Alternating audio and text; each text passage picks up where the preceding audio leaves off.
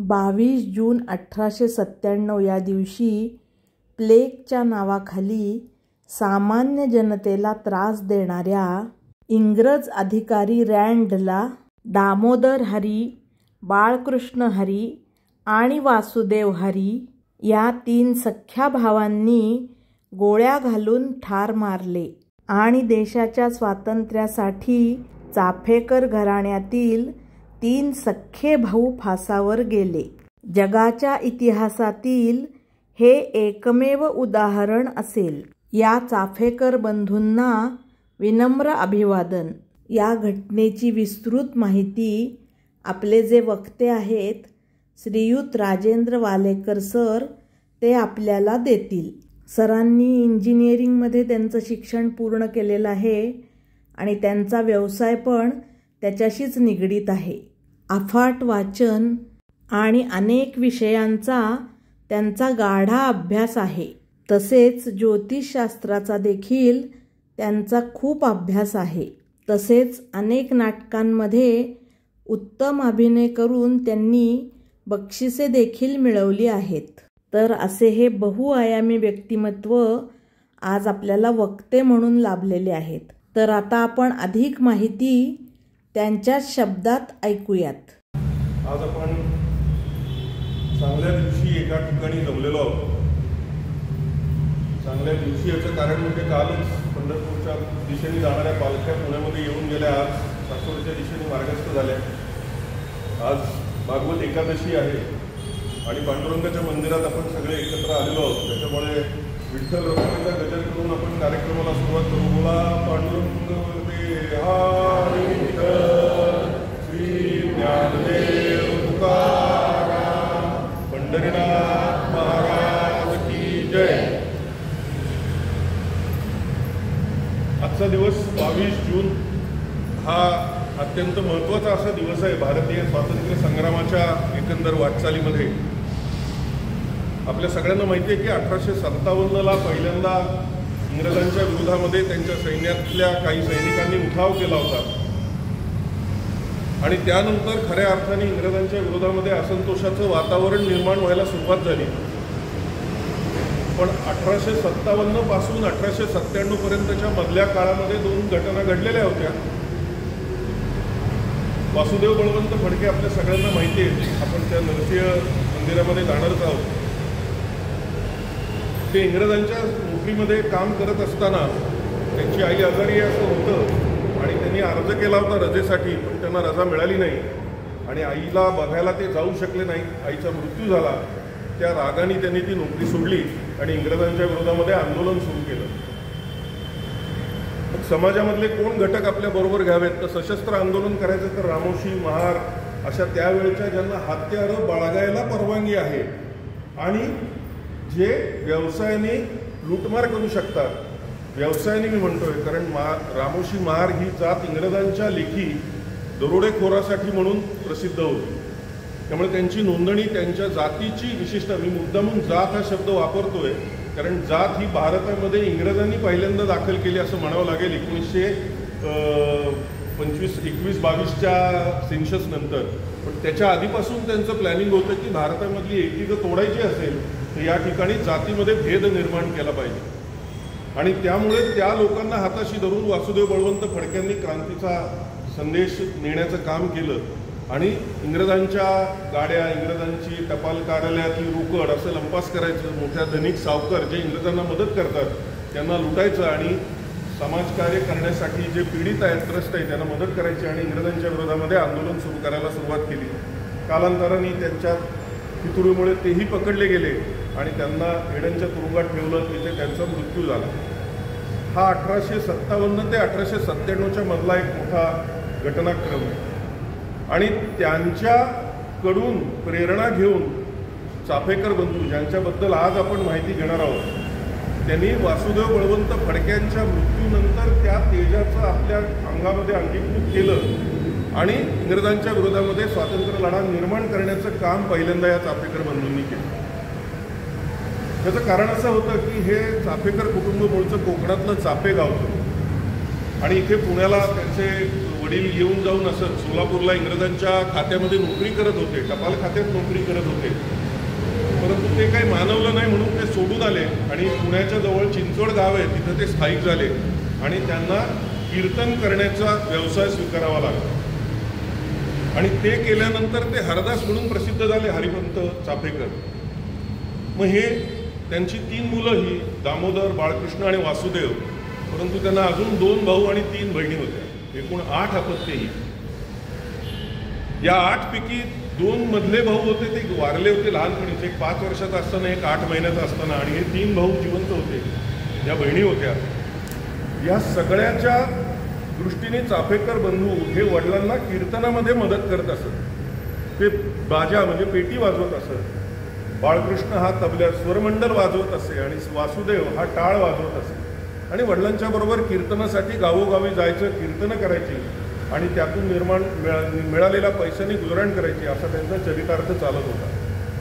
परंतु चाफेकर बंधू हे 3घही जण असे भाऊ होते, त्यातले 2 जण तर इतके कडवे आणि कट्टर होते की त्यांना इंग्रजांच्या या सगळ्या गोष्टींचा प्रचंड तिटकारा होता. आणि तिटकारा एवढ्याचसाठी होता की त्यांनी म्हणजे 22 जूनला रँडचा वध केला, त्याच्या आधी सुद्धा त्यांनी इंग्रजांच्या विरोधामध्ये छोटे छोटे कार्यक्रम केलेले होते. मुंबईला राणीचा पुतळा आहे, एलिझाबेथ राणीचा.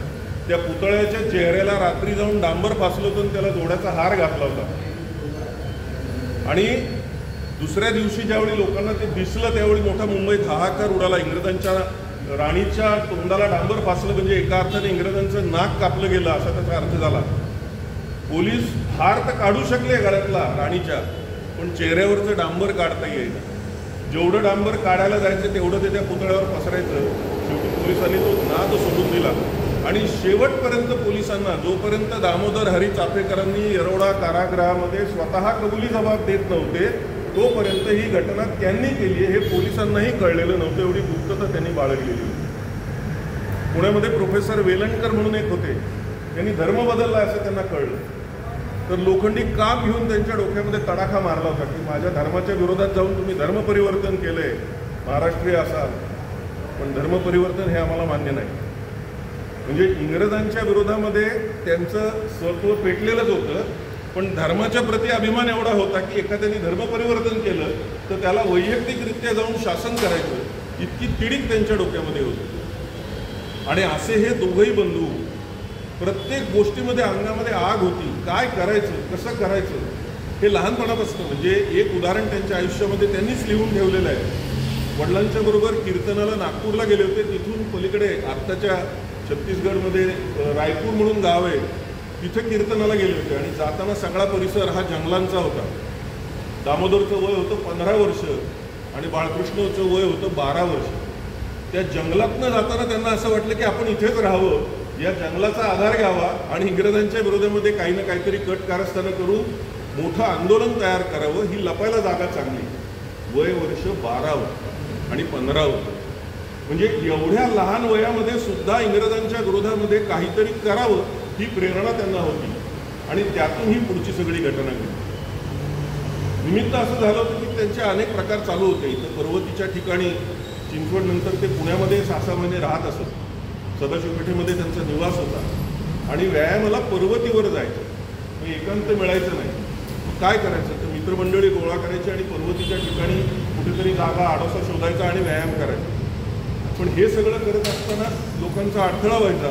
म्हणून पर्वतीच्या टेकडीच्या खाली थोडा आताचा जिथे आंबिलोडा आहे त्याच्या शेजारी एक लिंबाचं झाड होतं. त्या आजूबाजूचा परिसर त्यांनी साफसफाई केली आणि म्हणले ही जागा चांगली आहे, इथं आपण व्यायाम करायला सुरुवात करू. हे ठरवलं आणि त्या दिवशी रात्री त्यांना स्वप्न पडलं की अरे तू इथे व्यायाम करायचं ठरवतोयस तर माझ्या मूर्तीची स्थापना कर, मी त्याच जागेत खाली कुठेतरी आहे, असं मारुतीने डोक्यामध्ये स्वप्नातनं दृष्टांत दिला.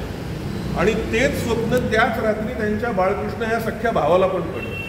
सकाळी उठल्यावर त्यांनी ते सांगितलं, लोकांना सांगितलं. तिथं गेले ती जागा पुरुषभर खोल खाली खणली आणि खरोखरच तिथे मारुतीची एक मूर्ती सापडली. आणि मग तिथे आता ते खड्डा बुजवला, काहीतरी प्रतिष्ठापना करावी काही दिवसांनी, म्हणून त्यांनी तो मारुती घरी आणून ठेवला आणि त्याची पूजा अर्चा चालू केली. व्यायामाला जायचं तिथे चालूच होतं. आणि त्या मारुतीची प्रतिष्ठापना करायचं ठरवलं. दरम्यानच्या काळात पोलिसांना सुगावं लागलं की ही पोरं इथं काहीतरी भानगडी करतायत, इथं कसलं तरी प्रशिक्षण घेत आहेत, इथं गोपनी फिरवत आहेत, इथं लोकांना काहीतरी पेटवत आहेत, अशा अर्थाचा विषय तिथे तयार झाला. आणि त्यानंतर मग त्यांनी असं ठरवलं की हा मारुती आता पोलिसांनी इथं हात मारलेला आहे, इथे येऊन गेलेले तर आपण इथे नको स्थापन करायला, म्हणून त्यांच्या घरामध्येच ठेवला. आणि नंतरच्या काळात त्यांचे एक नातेवाईक होते, नातेवाईक म्हणजे त्यांचा आजोळ, आई, त्यांच्या आईचं आडनाव बोंडे, ते सदाशिव पेठेतच राहत होती, म्हणून सदाशिव पेठेत एका वाड्यात ते राहत होते. काही दिवसांनी तिथनंही त्यांना बाहेर पडावं लागलं, मग योगेश्वरीच्या बोळामध्ये ते राहत होते. आणि त्या ठिकाणी ती मारुतीची मूर्ती त्यांनी ठेवली. आजही ती मारुतीची मूर्ती आत्ताचा जो फरासखाना आहे त्या फरासखान्याच्या 3ऱ्या मजल्यावरती आहे. त्याला कोकणीचा मारुती असं म्हटलं जातं, कारण तिथे कोकण शिकवण्याचं लोकांना काम हे चाफेकर बंधू करत होते. त्या मारुतीची प्रतिष्ठापना फरासखान्यात आजच्याही 3ऱ्या मजल्यावर केलेली आहे. आणि 22 जून 1897ला चाफेकरांची स्मृती म्हणून तो मारुती लोकांच्या दर्शनाला परवानगी देतात. पोलिसांनी तरुण जाऊन तिथे दर्शन घेतात, तिथे ते व्यायाम करत असतात. हे सगळं त्यांचे उपद्रव चालू होते.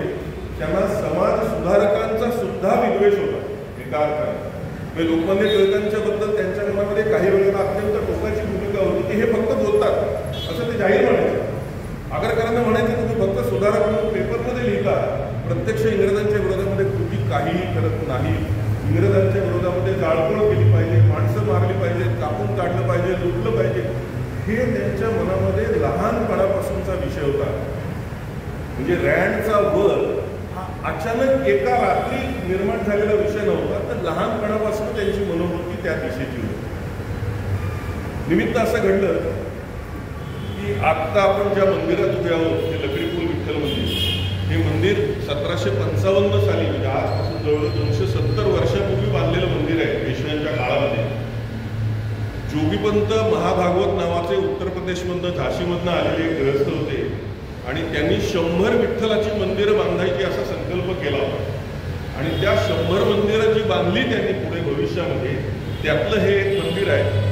आणि ह्या मंदिराला पेशव्यांनी वर्षासन म्हणून 38 रुपये बिगागी दिली होती की वार्षिक खर्च या मंदिराचा पूजा अर्चेचा व्हावा अशी पेशवे दप्तरात नोंद आहे. आणि हे मंदिर त्या काळामध्ये क्रांतिकारकांचं सुद्धा अतिशय महत्त्वाचं ठिकाण होतं. कारण तुम्ही आत्ता इथं बसला, हा मंदिराचा परिसर एवढा मोठा आहे.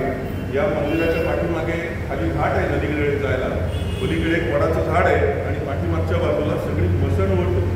त्यामुळे लोक घाबरून या परिसरात यायची नाहीत दिवसा डोळ्यात. क्रांतिकारकांना भेटायला यायला हे ठिकाण चांगलं होतं. आणखी एक या मंदिराचं वैशिष्ट्य असं आहे की या मंदिराच्या वरती जो कळस आहे त्या कळसात एक खोली आहे लपायला. त्यामुळे पोलीस आले, तपासाला आले तर क्रांतिकारक त्या खोलीमध्ये लपून बसत असत. आजही ती खोलीवरती जर तुम्ही गेलात तर तुम्हाला ती बघायला मिळते. या मंदिरामध्ये छत्रपती शिवाजी महाराजांची जयंती जशी लोकमान्यांनी चालू केली तसं लोकमान्यांनी राज्याभिषेक सोहळा पण चालू केला होता. आणि 12 जून 1897ला राज्याभिषेक सोहळ्याचा कार्यक्रम या मंदिरामध्ये होता. आणि ह्या कार्यक्रमानंतर एक कीर्तन होतं ज्याला दामोदर हरी चाफेकर आणि बाळकृष्ण हे उपस्थित होते आणि ते कीर्तनात साथ करत होते. स्वरचित पोवाडे ते गायचे, स्वतः पोवाडे लिहायचे, आरत्या लिहायचे. आणि ह्या मंदिरात उभं राहून लोकमान्य टिळक म्हणजे आपण ह्या भूमीत आता खरं तर नतमस्तक व्हायला पाहिजे की लोकमान्यांच्या पदस्पर्शाने मंदिर पावन झाले. म्हणजे पांडुरंग तर इथे आहे, इथे शंकराची मूर्ती आहे, गणपती आहे, विष्णू आहे, खंडोबा आहे, देवांची मांदी आहे या मंदिरामध्ये. कोणता देव नाव घ्या तो इथं आहे, तुम्ही पंथाचं नाव घ्या तो देव इथं आहे. आणि हे सगळे आहे याच ठिकाणी लोकमान्य टिळक होते, चाफेकर बंधू या ठिकाणी. आणि ते कीर्तन झाल्यानंतर त्यांनी पोवाडा सादर केला आणि त्या पोवाड्यामध्ये टिळकांना एक टोमणा आला की नुसत्या मोठ्या मिशा वाढवून स्वातंत्र्य मिळत नाही. हे पोवाड्यातले शब्द आहेत आणि हे दामोदर हरी चाफेकरांनी इंग्रजांना जो कबुली जबाब दिलाय त्याच्यात लिहिलेले की मोठ्या मिशा वाढवून स्वातंत्र्य मिळत नाही, काहीतरी कर्तृत्व करावं तेव्हा इंग्रजांवरती मात करता येईल असा अर्थ त्या ओळींचा आहे. आणि हे पोवाड्यात होते, टिळक इथे बसून ऐकत होते. ते त्यांच्या विषयीतच हसले आणि पोवाडा झाल्यावर उठून उभे राहिले आणि त्यांनी त्याला उत्तर दिलं की आज आपण शिवछत्रपतींचा हिंदू साम्राज्य दिनासारखा राज्याभिषेक सोहळा इथं सादर करतो आहोत, छत्रपती शिवजयंती आपण साजरी करून आलेलो आहोत. शिवाजी महाराजांनी वयाच्या 20व्या वर्षी 25व्या 28व्या वर्षाच्या आतमध्ये अफजल खानासारख्या मोठ्या शत्रूचं पोट फाडून त्याला मारला होता आणि आज ह्या वयाची मुलं लोकांना टोमणे मारण्यात समाधान घेत आहेत. बघा कळत काय म्हणजे छत्रपती शिवाजी महाराजांनी त्यांच्या वयाच्या तरुणपणात अफजल खानाचा कोथळा बाहेर काढून दाखवला की आम्ही काय करू शकतो आणि त्या वयाची मुलं आज लोकांना टोमणे मारण्यात धन्यता मानतायत असं टिळकांचं एक वाक्य त्या नोंदत आहे. ते ऐकल्यावरती दामोदर हरी चाफेकरांच्या डोक्यात त्यांना तो उलटा टोमणा होता की मला टोमणे मारण्यापलीकडे तू काय करतो, तू काय करतो अशा अर्थाने टिळक बोलले होते. त्यावेळी पुण्यामध्ये प्लेगची साथ पसरली होती आणि त्या फेब्रुवारी 1897 पासून पुण्यामध्ये प्लेग वाढायला लागला होता आणि प्लेगवर कंट्रोल करण्यासाठी इंग्रजांनी 3 अधिकारी नेमले होते. त्यातला एक WC रँड आणि त्याचा एक सहाय्यक होता आयर्स. हा रँड तुम्ही सातारला वाई जो प्रांत आहे त्या प्रांतामध्ये कार्यकारी अधिकारी म्हणून काम करत होता आणि प्लेगवरती कंट्रोल करण्यासाठी मुंबईहून वेगळे डॉक्टर इथे पाठवले होते. पण आपण टिळकांना अत्यंत जहाल राजकारणी असं ओळखतो आणि आगरकरांना अत्यंत मवाळ राजकारणी असं ओळखतो. पण त्या काळच्या रँडच्या ह्या पुण्यामध्ये केलेल्या अनन्वित अत्याचाराचं वर्णन आणि त्याच्या विरोधामध्ये सुधारकमध्ये लागोपाठ 3-3 अग्रलेख आगरकरांनी लिहिले होते. त्या अग्रलेखातले शब्द जर तुम्ही वाचले तर तुमच्या अंगावर काटा येईल की अरे टिळकांचा जहालवाद बरोबर नाही. इतके आगरकर संतापले होते म्हणजे ते रँडचे अत्याचार किती झाले असतील याची कल्पना तुम्ही करू शकाल. या अग्रलेखात असं लिहिलं होतं की तरुण लोकांनी या रँडचा अनन्वित अत्याचार उघड्या डोळ्यांनी पाहण्यासारखा नामर्दपणा नाही. आगरकर लिहित आहे की हा हिंदूंचा नामर्दपणा आहे की हे अत्याचार उघड्या डोळ्यांनी पाहतायत. ज्याप्रमाणे शिवाजी महाराजांनी त्यांच्या तरुणपणात पराक्रम केला तो पराक्रम हा महाराष्ट्र हे तरुण विसरले का मराठी.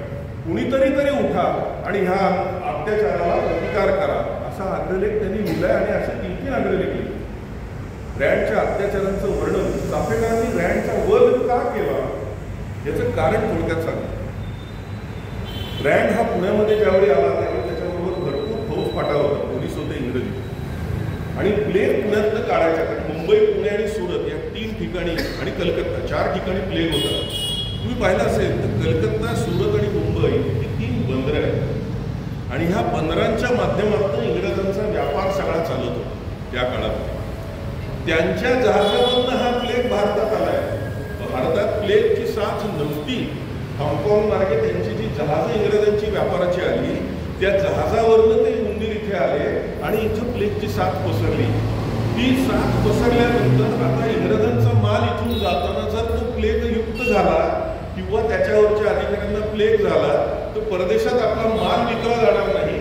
म्हणून वाटेल ती किंमत मोजा पण हा प्लेग कंट्रोलमध्ये आणा असं इंग्लंडहून फरमान आलं होतं आणि म्हणून अनन्वित अत्याचार करण्याचं नियोजन केलं गेलं. कारण प्लेग हा त्यावेळी कंट्रोल होत नव्हता. म्हणजे सॅग्रिगेशन आणि इव्हॅक्युएशन अशा दोन्ही गोष्टी करायला बाहेर ठेवायचं. शहराच्या गावाच्या बाहेर झोपड्या बांधून राहायचं. प्लेगचे दवाखाने नावालाच होते पण तिथं जायला कधी तयार नसायचं कारण तिथं जेवणा खाण्याची काही सोय नव्हती. आपलं घर सोडून तिथे जायचं राहायला 2 वेळा खायला तर मिळालं पाहिजे तेही शक्य नव्हतं. म्हणून लोक ताप आलेला लपवून ठेवायचे आणि मग इंग्रज अधिकारी घराघरामध्ये घुसून आधी लुटमार करायचे. त्या काळातल्या इंग्रज अधिकाऱ्यांनी केलेली लूट एवढी प्रचंड आहे की गोपाळकृष्ण गोखले इंग्लंडला त्यावेळी संसदेमध्ये तिथे भांडत होते. त्यांनी हा प्रश्न तिथे उपस्थित केलेला आहे आणि त्याची इंग्रजांच्या दप्तरी नोंद आहे की एवढा अनन्वित अत्याचार तुमचा रँड करतोय, तुम्ही इथनं त्याला आदेश दिलाय पण खाली काय होतं हे तुम्ही बघताय का नाही. म्हणजे रँडचा अत्याचार किती टोकाचा असेल याची उदाहरणं समोर येतात. घरामध्ये घुसायचं, माणसांची झडती घ्यायची, कुठे घराबाहेर चौकामध्ये काढून रस्त्यावर घेऊन त्याला पूर्ण विवस्त्र करायचं, त्याच्या जांघेत गाठी आहेत का बघायचं रस्त्यावरती, त्याच्या बगलेत गाठी आहेत का बघायचं. हे पुरुषांचं करायचे तसेच महिलांचंही करायचं आणि तेही भर रस्त्यात. देवघरातले उचलून बाहेर फेकून द्यायची, झडती घ्यायची म्हणून आणि मग चांदीच्या वस्तू, पैसा, नाणा, अडका जे काही मिळेल ते चोऱ्या करून निघून जायचं. इतकंच नाही तर अशा दुरुस्ती केलेल्या महिलांचा उपभोग घ्यायचा, ते सोल्जर त्यांच्यावर अत्याचार करायचे आणि अशा घटना भर रस्त्यावर चौकात घडायला लागल्यामुळे प्रचंड संतापाची लाट निर्माण झाली होती. आणि ह्या सगळ्या उद्रेकामुळे दामोदर हरी चाफेकरांच्या मनामध्ये रँडला शासन करायचं हे नक्की होतं. आणि ही 12 जून 1897ला ठिणगी या ठिकाणी पडली की तुम्ही काय करता, दुसऱ्याला टोमणे मारताय, पुरुषार्थ काय. आणि त्या दिवशी या मंदिराच्या पाठीमागे एक गोमुख आहे, कुठे गेले का ते गोमुखातनं ह्या शंकराला अभिषेक केला की ते पाणी पाठीमागच्या बाजूने गोमुखातून पडून ते नदीकडे जातं. त्या गोमुखाचं तीर्थ चाफेकरांनी प्यायलं, दामोदर हरी चाफेकरांनी. आणि तीर्थ पिऊन त्यांनी प्रतिज्ञा घेतली की पुढच्या 10 दिवसात मी रँडचा खात्मा करतो. या मंदिराचं महत्व काय आहे तर ह्या मंदिरात त्यांनी ठरवलं की रँडचा वध करायचा, तो 10 दिवसात करायचा आणि त्याचा खात्मा असा करायचा की इंग्रजांना लक्षातच राहील एवढा धडा शिकवला जाईल. आणि ह्या इथल्या गोमुखातल्या तीर्थाचं प्राशन करून प्रतिज्ञा घेऊन ते बाहेर पडले. आणि मग पुढच्या 10 दिवसामध्ये त्यांनी पिस्तुलं जमवली.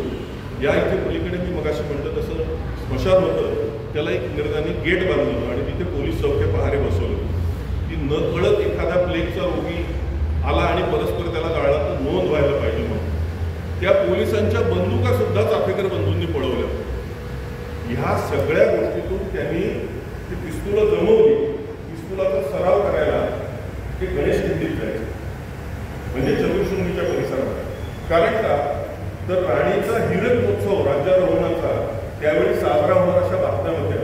आणि तो कुठे होणार तर आजचं जे पुणे विद्यापीठ आहे, सावित्रीबाई फुले पुणे विद्यापीठ, त्या विद्यापीठामध्ये गव्हर्नरचा बंगला होता, इंग्रजांचा गव्हर्नर तिथे राहत होता.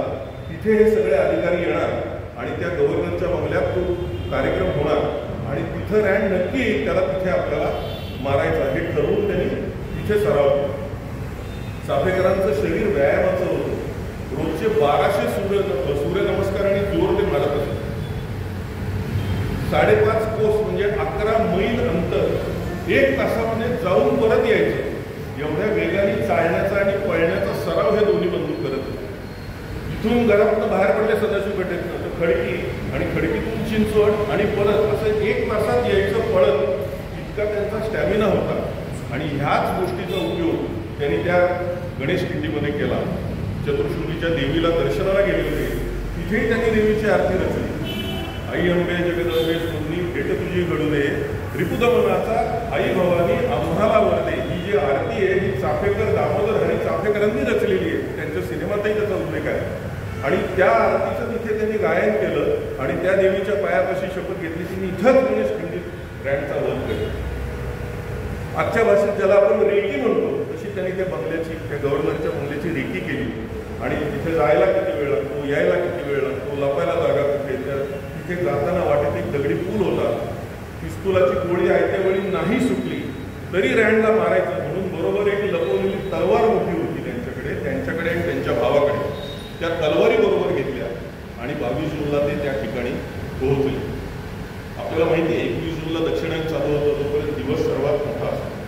त्यामुळे 7-7:30 वाजता चाफेकर बंधू दिवसा ढवळ्या थोडंसं अंधार पडायला लागल्यानंतर घरातनं बाहेर पडले.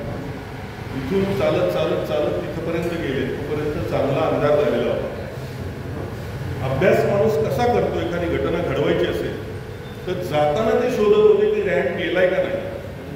म्हणजे येताना मारायचं आहे पण तो गेलाय का नाही पार्टीला हे पाहणं गरजेचं होतं. जाताना त्यांनी रेकी केली की रँड, कारण ते रँडला चेहऱ्याने ओळखत होते ते आणि त्यांचे बंधू. हे दोघंही बंधू प्रत्येक गाडीमध्ये डोकून बघायचे जाताना छोट्या छोट्या उजेडामध्ये. कारण त्या कार्यक्रमाच्या निमित्ताने वेगवेगळ्या जवळच्या टेकड्यांवरती होळ्या पेटवल्या होत्या, रोषणाई केली होती रस्त्यावरती. आणि ते पाहायचे रँड गेला आणि रँडची गाडी गेली तर त्यांनी त्याला खून केली आणि ती गाडीची वाट बघत तिथे गणेश खिंडीमध्ये बसून राहिली. आणि भावाला सांगितलं, त्यांच्याबरोबर 2 मित्र होते त्यांना सांगितलं रँड आला की जो आपल्या सगळ्यांना परवलीचा शब्द माहिती गोंद्या आला रे. गोंद्या आला रे हा पवित्र हा परवलीचा शब्द त्यांनी सांगितला. आणि जेव्हा तो कार्यक्रम संपून रँड परत यायला निघाला त्यावेळी त्या रँडच्या बगीच्या मागून त्यांचा भाऊ पळत होता आणि एक साथीदार पळत होता. गोंद्या आला रे चाफेकर गाडीत चढला आणि त्यांनी त्या अधिकाऱ्याला बोलवलं. त्याला वाटलं झालं काम तमाम, रँडचा वध झाला, रँडला गोळी मारली गेली. पण बघितलं तर तो अधिकारी आयर्स्ट होता, रँडचा सहकारी. तो रँड नव्हता, कारण मागून येणारा वासुदेव परत ओरडतच होता गोंद्या आला रे, म्हणजे रँड अजून जिवंत आहे. मग दामोदर हरी चाफेकर त्या बत्तीमध्ये शिरले आणि एक विधभर अंतरामध्ये त्याला गोळी मारली. तरी सुद्धा रँडचा वध आपल्या सगळ्यांना माहिती आहे की 22 जून 1897 झाला. पण पोलीस रेकॉर्डप्रमाणे पुढचे 11 दिवस रँड हा हॉस्पिटलमध्ये उपचार घेत होता. तो जिवंत होता, फक्त त्याला बोलता येत नव्हतं, त्याला सांगता येत नव्हतं, काय घडलं ते कळत नव्हतं. आणि त्याच्याबरोबर जी बाई होती, त्याची बायको आणि आयर्सची बायको होती, त्या दोघी जणी भोवळ येऊन पडल्या होत्या. त्यामुळे त्यांनी कुणाचेही चेहरे पाहिले नव्हते. आणि 22 जूनला रँडचा गोळी मारल्यानंतर 11 दिवसांनी पुढे मृत्यू झाला. त्याच्या आधी त्या तलवारी त्यांनी त्या दगडी पुलाखाली लपवून ठेवल्या होत्या वाटेवरच्या, आणि ते तिथून पसार झाले. घरी आले, अंघोळी वगैरे केले. घरनं निघताना घरातल्या सगळ्यांना नमस्कार केला होता. घरच्यांना कल्पना नव्हती आपली पोरं हे काही करणार आहेत. आई वडिलांना बायकोला सांगून निघाले. घरातल्या म्हशीला सुद्धा नमस्कार करून ते बाहेर पडले असं त्यांनी स्वतः लिहून ठेवलं दामोदर हरी चाफेकर यांनी की माझी परत भेट होईल का नाही मला माहिती नाही. कदाचित त्याच ठिकाणी पोलीस गोळीबारात मरेल, कदाचित इंग्रज मला पकडतील, कदाचित मला फाशी होईल, मी परत या घरी येऊ शकेन का नाही मला माहीत नाही. घराच्या उंबऱ्याला हात लावला, सगळ्या नजरेने घर डोळ्यात साठवलं आणि ते तिघही भाऊ बाहेर पडले. धाकटा वासुदेव लहान होता. हे दोघा जणांनी हा उपद्रव करून हे नाहीसे झाले तिथून आणि पुण्यामध्ये परत आले, चिंचवडला गेले, सगळीकडनं पसरले. 2 महिने पुढे काही कळत नव्हतं काय झालं, कशामुळे झालं. रँड गेला. इंग्रजांना प्रचंड मोठा धक्का होता की रँडचा कुणीतरी गोळ्या मारून खून करायचा प्रयत्न केला. 11 दिवसांनी रँड गेला. तपासासाठी इन्स्पेक्टर ब्रुईन म्हणून त्यांनी बोलवलं. त्यांनी अतिशय हुशार, मराठी अतिशय उत्तम बोलायचे. लोकमान्य टिळकांशी त्यांचा अतिशय चांगला परिचय होता. दोघंही एकमेकाला ओळखत होते. या ब्रुईनला लोकमान्य टिळकांनी मुंबईत असताना मदतही केल्याचे पुरावे. ते लोकमान्यांकडे गेले. तुम्हाला काही माहिती आहे का, तुम्हाला काही माहिती आहे का की हे कोणी केलं असेल. टिळकांनी त्याच्या डोळ्यात डोळे घालून सांगितलं, मला यातलं काहीही माहिती नाही, आणि जरी माहिती असलं तरी मी तुम्हाला सांगणार नाही. असं तडाखेबंद उत्तर टिळकांनी त्याला दिलं. हे ब्रुईननी पत्राद्वारे इंग्लंडला कळवलं की लोकमान्य असं म्हणतायत की मला काही माहीत नाही, आणि जरी माहीत असलं तरी मी तुम्हाला सांगणार नाही. त्याच्यामुळे मला असं वाटतं की लोकमान्यांचा याच्यामध्ये हात नसावा, त्याच्यामुळे त्यांचा तपास आपण थांबवावा, असं त्याची रेकमेंडेशन होती. पण पुढे इंग्रजांनी लोकमान्यांनी ह्या मंदिरामध्ये केलेल्या भाषणामुळे त्यांच्यावर पहिला खटला भरला आहे राजद्रोहाचा. 1.5 वर्ष 11 महिने तुरुंगात होते ते ह्या मंदिरात केलेल्या त्यांच्या भाषणामुळे. आणि इंग्रजांच्या विरोधामध्ये जे भाषण त्यांनी केलं त्या भाषणासाठी त्यांना पकडता येत नव्हतं, कारण टिळक हे वकील होते, व्यवसायाचे वकील होते, उत्कृष्ट नामवंत वकील होते. त्यामुळे त्यांचा कुठलाही अभिलेख, कुठलंही भाषण हे कायद्याच्या कचाट्यात सापडत नसे. त्यासाठी इंग्रजांना आपला कायदा बदलावा लागला. आणि आज जे कलम 124 जे आहे भारतीय संविधानामध्ये, ते इंग्रजांच्या काळामध्ये जे होतं ते इंग्रजांनी विशेष ठराव पास करून लोकमान्यांसाठी ते कलम केलं 124, की ज्याच्यामध्ये प्रत्यक्ष कृती नाही हिंसक तरी सरकार विरोधामध्ये असंतोष पेटवणारं भाषण करणं आणि अग्रलेख लिहिणं यासाठीही राजद्रोहाचा खटला दाखल करता येईल, अशी घटनात्मक तरतूद 124 ची लोकमान्यांसाठी इंग्रजांनी खास केली. आणि त्या कलमाच्या आधाराने त्यांच्यावरती राजद्रोहाचा खटला दाखल केला. तो याच मंदिरातल्या भाषणातला पहिला खटला त्यांच्यावर दाखल झाला. आणि मग रँडचा वध झाला, रँड गेला, आयर्स गेला, तपासाची चक्र फिरायला लागली. आणि काहीही झालं तरी त्यांना कळत नव्हतं. 20,000 रुपयाचं बक्षीस इंग्रजांनी त्या काळामध्ये जाहीर केलं. त्यावेळी पोस्टात नोकरी करण्या माणसाला 5-10 रुपये मासिक पगार होता. 20,000 रुपयाचं बक्षीस माहिती देणाऱ्यासाठी होतं. चाफेकरांनी त्यांच्या तरुणपणामध्ये चाफेकर मंडळ आणि आर्य समाज उदाहरण मंडळ अशी 2 मंडळ चालू केली. त्याच्यात त्यांनी अनेक 15-16 मित्र गोळा केले.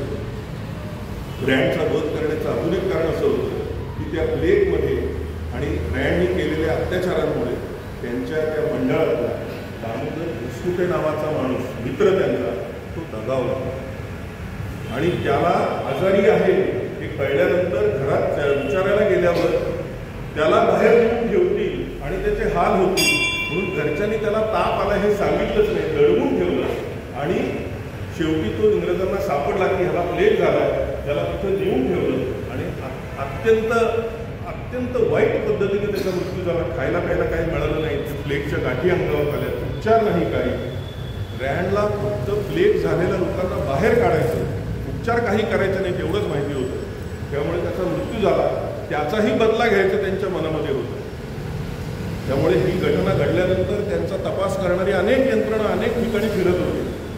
आणि आपण आत्ता ज्या ठिकाणी जाणार आहोत पुण्यामधील त्या मंदिराच्या समोर द्रविडवाडा आजही आहे. त्या द्रविडवाड्यामध्ये गणेश शंकर द्रविड आणि त्यांचा भाऊ निळकंठ शंकर द्रविड असे दोघंजण भाऊ राहतात. त्यातला निळकंठ द्रविड हा चाफेकरांच्या मंडळामध्ये होता आणि 20,000 रुपयाच्या लालसेने त्याच्यावरती गणेश द्रविडवरती चोरीचे खटले दाखल झालेले होते. तो चोर होता, चोऱ्या करायचा, तो तुरुंगात होता. त्याच्या भावाने त्याला सांगितलं की असं असं आहे आणि मला संशय आहे की चाफेकर याच्यामध्ये आहे. दामोदर अण्णा म्हणायचे दामोदर त्याच्यामध्ये आहे. आणि त्या 20,000 रुपयाच्या लालसेने त्याने गृहींकडे कबुली जबाब दिला की माझ्यावरचा खटला मागं घेतला आणि मला शासकीय नोकरी देणार असला आणि 20,000 रुपये तर मी तुम्हाला ह्या खटल्यात कोण होतं आणि हे कोणी केलंय रँडच्यावर ही नावं सांगतो. त्या गृहींना तेच पाहिजे होतं. त्यांनी ते केलं, त्याला सोडवला आणि त्यांनी चाफेकर बंधूंची नावं सांगितली. चाफेकर त्यावेळी पळून मुंबईला गेले होते. मुंबईमध्ये राहत होते लपून. इथल्या 2 पोलिसांनी त्यांना सहज माहिती म्हणून तुरुंगात पोलीस स्टेशनला बोलावलं त्या राणीच्या पुतळ्याच्या संदर्भात चर्चा करायची म्हणून. आणि तिथं आल्यावर त्यांना पकडलं आणि पुण्याला आणलं. पुण्याला आणल्यानंतर चाफेकरांनी पहिलंच वाक्य उच्चारलं, होय रँडचा वध मी केला. कुठल्याही प्रकारचं नाकारलं नाही त्यांनी की मी हे असं केलं म्हणून. त्यांनी पहिल्याच वाक्यात सांगून टाकलं की मी रँडचा वध केला. आणि दुसरं वाक्य त्यांनी सांगितलं की माझ्या भावानी आयर्सचा वध केला. आम्ही दोघांनी या 2 अधिकाऱ्यांना मारले जे अनाधित अत्याचार करत होते हे त्यांनी कबूल केलं. त्यांच्यावर खटला दाखल झाला. खटला दाखल झाल्यावर पुढच्या 12 एप्रिल 1898ला त्यांच्यावरती फाशीची शिक्षा लागली. खटला दाखल झाला याच्यासाठी कुठलाही ना परिस्थितीजन्य पुरावा होता ना प्रत्यक्षदर्शी साक्षीदार होता. गृहींनी कुत्री सुद्धा गणेशखिंडीतल्या घटनेपासून गव्हर्नरच्या बंगल्यापर्यंत परिसरात फिरवली होती. त्यांना सुद्धा दामोदर हरी चाफेकरांचा मागमूस लागला नाही, थांग पत्ता लागला नव्हता. कुठलाही अधिकृत पुरावा नसताना इंग्रजांनी केवळ आरोपी स्वतः कबूल करतो या एका वाक्यावरती त्याला फाशीची शिक्षा दिली आणि त्याला फासाला चढवलं. वासुदेव चाफेकरला ज्यावेळी कळलं की आपल्या भावाची नावं या द्रविड बंधूंनी सांगितली तेव्हा ते वेषांतर करून त्या पुण्या मुरलीधराच्या समोर गेले. त्यांनी त्यांना बोलवलं दोघांना खाली रात्रीच्या अंधारात आणि सांगितलं की इन्स्पेक्टर गृहींनी तुम्हाला बोलवलं आहे भेटायला आणि तिथं तुम्ही या म्हणून ते खालती आले आणि पुढे जायला लागले. आणि मागं वळवून त्यांना हाक मारली आणि आपटे त्यांचे मित्र होते वासुदेव चाफेकरांचे. ते आपटे आणि वासुदेव चाफेकरांनी त्या दोघाही भावांचा गोळ्या मारून त्या पुण्या मुरलीधराच्या चौकापाशी खून केला. आणि त्यांनी सांगितलं की माझ्या भावांची बातमी फोडल्यामुळे मी तुला मारतो आहोत. आणि त्यांनी गृहींना जाऊन सांगितलं की आम्ही यांचा खून केला जे तुम्हाला फुटलेले होते. भारताच्या स्वातंत्र्य लढ्यामध्ये एकाच घरातले 3 बंधू फाशी गेलेली ही जगातली भारतातलीच नव्हे तर जगातली एकमेव घटना आहे. आणि खऱ्या अर्थाने 1897 22 जून 1897 नंतर या देशामधल्या क्रांतिकारकांनी इंग्रजांच्या विरोधामध्ये जे अत्यंत प्रचंड मोठं काम केलं, आंदोलन केलं, क्रांतीचा सूर्य ज्याला म्हणावं असे सावरकरांनी ज्यांच्या मृत्यूनंतर शपथ घेतली स्वतःच्या घरातल्या देवीपुढे की या देशाला स्वातंत्र्य मिळेपर्यंत मी माझं तन मन धन आणि मारता मारता मरे तो झुंजील त्याची प्रेरणा हे चाफेकर बंधू आहेत. आज त्यांचा स्मृतिदिन नाही. आज त्यांनी केलेल्या इंग्रजांच्या विरोधामधल्या सगळ्यात मोठ्या घटनेमुळे जे संपूर्ण स्वातंत्र्य मिळवण्यासाठी उपयोगी ठरली घटना त्या घटनेचं बीज आज रोवलं गेलं. म्हणून 22 जून 1897 हा दिवस भारताच्या स्वातंत्र्य लढ्यात 1857 नंतर अत्यंत ठळकपणे नोंदला गेला. या पुण्यामध्ये या घटना घडल्या. ज्या नरसिंह मंदिरात आपण जाणार आहोत ते मंदिरही जवळजवळ 300-350 वर्ष जुनं आहे. आग्र्या उत्तर प्रदेशमधनं गणेश भट शास्त्री जोशी तिथं येत होते. त्यांना येताना ती नरसिंह लक्ष्मीची मूर्ती मिळाली ती त्यांनी आणली आणि आपल्या बागेमध्ये त्याची स्थापना केली. तिथंही एक गुप्त खोली आहे. त्या गुप्त खोलीमध्ये वासुदेव बळवंत फडके जे फरारी असताना त्या खोलीमध्ये राहत होते. चाफेकर बंधूही त्या वाड्यामध्ये त्या देवळामध्ये त्या खोलीमध्ये राहत होते. म्हणून आपण आता तिथेही जाणार आहोत. ते जे मंदिर आहे ते नरसिंहाचं मंदिर आहे. तो शांत नरसिंह आहे. नरसिंहाची मंदिरं भारतामध्ये अत्यंत कमी आहेत. मूळ मंदिर नरसिंहाचं जे प्रल्हादाच्या संदर्भामध्ये ज्याचं नरसिंह प्रकट झाला ते पाकिस्तान आत्ताचं जे मुलतान आहे तिथे प्रल्हादपूर नावाचं गाव आजही आहे आणि त्या प्रल्हादपुरामध्ये त्या गावामध्ये नरसिंह मंदिर आहे. त्या तिथे तो खांब आहे दगडी ज्याच्यातनं फोडून नरसिंह बाहेर आला अशी आपली कथा आहे पौराणिक. त्याची ही मूर्ती आहे. याला शांत नरसिंह असं म्हणतात कारण हा मांडी घातलेला आणि डाव्या मांडीवर लक्ष्मी असलेला नरसिंह आहे. हा उग्र नरसिंह पोट फोडणारा नरसिंह नाही. याची ही शांत नरसिंहाची एकमेव मूर्ती ही पुण्यातली आणि देशातली आहे. बाकी सगळ्या मूर्ती या उग्र स्वरूपामध्ये आहे. नीरा नरसिंह इथे इंदापूरच्या जवळ गाव आहे, तुम्ही पाहिलं असेल कदाचित मंदिर, तेही तितकंच जुनं आहे. त्यामुळे त्या मंदिरात आपण जाणार आहोत जिथे चाफेकर बंधू हे काही दिवस राहत होते. तिथून आपण पुण्या मुरलीधरापाशी येणार आहोत. द्रविडांना मारलं बंधूंना म्हणून त्याचं नाव पुण्या मुरलीधर नाही. ते मंदिर आहे ते गद्र्यांचं मंदिर आहे. ते विष्णूचं मंदिर आहे, मुरलीधराचं मंदिर आहे. ते पेशव्यांचे सरदार होते गद्रे म्हणून आणि त्यांना ती विष्णूची मूर्ती इथे स्थापन करावी असा दृष्टांत झाला म्हणून त्यांनी ती मूर्ती तयार करून घेतली. तिथे स्थापना करायची. तेवढ्यात दुसऱ्या बाजीरावाला ती मूर्ती प्रचंड आवडली आणि त्यांनी सांगितलं ही इथं नाही स्थापन करायची, शनिवारवाड्यात स्थापन करायची. शनिवारवाड्याजवळ आणायची, तिथे मंदिर मी बांधून. यांना तर स्वतःला मंदिर बांधायचं होतं म्हणून यांनी रातोरात कुठलाही मुहूर्त न पाहता त्या मूर्तीची प्राणप्रतिष्ठा करून टाकली आणि गद्र्यांनी स्वतःच्या वाड्यामध्ये ते मंदिर बांधलं होतं. त्याच्यात ती मूर्ती बसवून टाकली. ती मूर्ती बसवलेली पेशव्यांना कळलं. पेशव्यांना कळल्यानंतर त्यांना प्रचंड राग आला. त्यांनी 400 गार्दी या मंदिरावरती हल्ला करायला पाठवला. गद्रे सावकार असल्यामुळे आणि सरदार असल्यामुळे त्यांचंही सैन्य होतं. घनघोर लढाई या पुण्या मुरलीधराच्या चौकापाशी झाली. ते मंदिर वाचवण्यासाठी गद्र्यांचे अनेक शागीर तिथे मृत्युमुखी पडले. गार्द्यांचा पूर्ण पराभव झाला आणि आजचं ते मंदिर टिकलेलं आहे. नाहीतर ते मंदिर तिथे पेशव्यांच्या शनिवारवाड्याच्या जवळ कुठेतरी गेलं असेल. त्या मंदिराच्या परिसरामध्ये अनेक सरदारांचा मृत्यू झाला. तिथे खून झाले म्हणून पुण्या मुरलीधर असं त्याचं नाव आहे. द्रविडांच्या खुनाचा आणि त्या मंदिराच्या नावाचा अर्थार्थी काही संबंध नाही. पण चाफेकर बंधू त्या मंदिरामध्येही कीर्तन करत असत आणि तिथे गुप्त बैठका घेत असत. म्हणून आपण त्या चौकामध्ये जाणार आहोत, मंदिरात जाणार आहोत. तिथे द्रविडवाडा समोर आहे. त्या मंदिराच्या दारात बाहेरच्या बाजूलाच द्रविड बंधूंचा वासुदेव चाफेकरांनी खून केला होता. तिथून आपण पुढे येणार आहोत. तो नागनाथ पार आहे. त्या नागनाथ पारावरती चाफेकर, दामोदर हरी चाफेकर हे 1200 जोर मारायचे त्या पारावरती. त्या पाराला सुद्धा इतिहास आहे. आपण आता विषय करतोच आहोत म्हणून तोही थोडक्यात सांगतो. पेशव्यांच्या काळामध्ये आपल्या सगळ्यांना माहिती आहे पानिपतची लढाई झाली आणि मोठा पराभव झाला असं त्यावेळी मानलं जायचं आणि त्याच्यामध्ये सदाशिव भाऊ हे नाहीसे झाले.